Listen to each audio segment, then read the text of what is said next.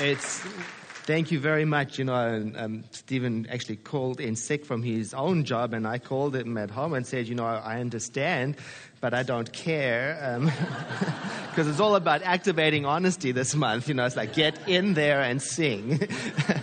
And thank you, Steve and Christopher, as well, for doing that for us. And that's why I appreciated so much the conversation with Linda when she said, it would be really nice if I didn't have to do Sunday. And I said, of course, we'll take you anytime. So you stay at home and do what you have to do. So that's what we're talking about this morning, is activating honesty. And honestly, I'm so over it. This whole subject is just like really working my stuff, honestly. Don't you find that? Along with the readings in the Daily Journal, it's like, okay, already, I get it. I'll tell the truth. Last week we started talking about the general assumptions. Honesty, good policy, yeah. Like Thomas Jefferson said, honesty is the first chapter in the book of wisdom. Yes, sounds good. Or like Joseph Sugarman, who wrote... this is really good. Each time you are honest and conduct yourself with honesty, a success force will drive you onward toward greater success. Yes. And then he says, and each time you lie, even with a little white lie, there are strong forces pushing you towards failure. Oh, yes. Yeah. Generally, these are the kind of ideas that we openly agree with, maybe it's because that's how we'd like to be treated. That's because maybe that's the kind of society we'd like to live in. And maybe it's because we have this idea that truth, big T truth, is synonymous with God, And yet, as we mentioned last week, there are these silent agreements on a social level that says, actually there are times when honesty is not desirable. It's not even advisable. For example, the excellent example, there you are, you're living in Germany during the time of the persecution of the Jews. And you've got a Jewish family hidden in your attic. Yeah, And the Nazi police come and knock on your door and they say, do you have a Jewish family hidden in your attic? I don't know about you, but I know what my answer is. My answer is no. And I feel very spiritual about that answer. But it's a big question. What is honesty, and is there ever a time that you shouldn't be honest, Oh, I love questions like that. It reminds me of a colleague, a friend of mine in the ministry. She used to start her church services by saying, welcome to the Center for Spiritual Living, where we don't really have too many answers, but we invite you to find your own questions. And that was always very encouraging for me, because it helped me ask the big questions. How will I answer that? How will I answer that knock on the door when it comes? The deep questions about how do I do anything, and why do I do it that way, and what does it mean to me?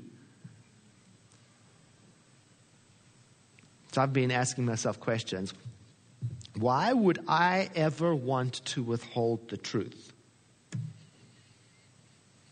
Well, I can think of some answers, and sometimes I'm just trying to control a situation. Sometimes I'm afraid of the hurt I think it will cause. Sometimes I'm just afraid of any kind of feeling that will come up as a result of sharing. Sometimes I don't believe that the truth can be heard. Sometimes, like in the case of the police knocking on the door, I don't believe that they're entitled to that information. Do you see what I mean? It's big side. But let's just set aside extreme situations like the Nazi police for a moment and just look at everyday relationships, because it's tough enough there.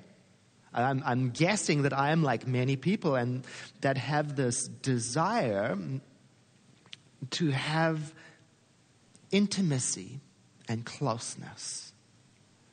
And what I'm getting this month is that honesty is the basis for intimacy and closeness.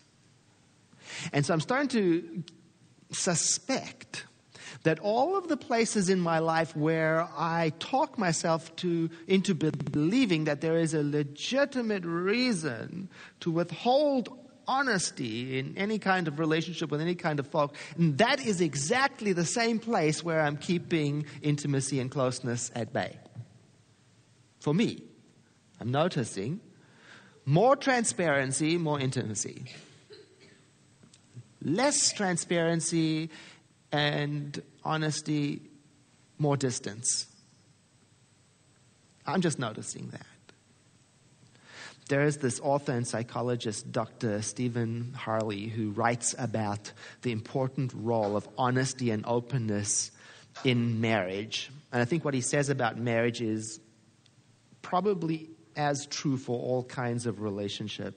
He says that honesty and openness is the most important emotional need in marriage, and when it's met, when honesty is present, that's what triggers the feelings of intimacy and closeness. I sometimes think we get it the other way around. I'll get intimate and close first, and then I'll be honest. He says it's the other way around. It's the honesty that invites and nurtures the intimacy and closeness. And on the other hand, he says that dishonesty, he identifies, he's got a great term for it, he calls it one of the most destructive love busters. And then he talks about a third important reason to have honesty in your life, in relationship. Work, children, mates. He says that because honesty is the only way that we can come to understand each other. Makes a lot of sense. Because without it, well, we don't have the information to make those crucial adjustments when we are creating concessions, resolving conflicts, learning how to forgive, developing compatibility. Because without honesty, even our best thinking and our best efforts, well, we're just not dealing with reality, so it doesn't ever make sense. I think about it in prayer. When somebody asks you to pray for something for them, but it's not an exactly honest request. Or it's just a few degrees off of what they really want. I've done that. Go to a practitioner, and for whatever reason, fear, embarrassment, I don't exactly say what it is. It's like hoping that God is smart enough to know that that's what I want. Yeah? I do that with people too. Yeah. And sometimes it's because I haven't been able to disclose to myself what is really going on. And sometimes it's because I'm more concerned about what my practitioner, my prayer partner thinks of me. Has anybody done that? So you don't ask, you don't disclose.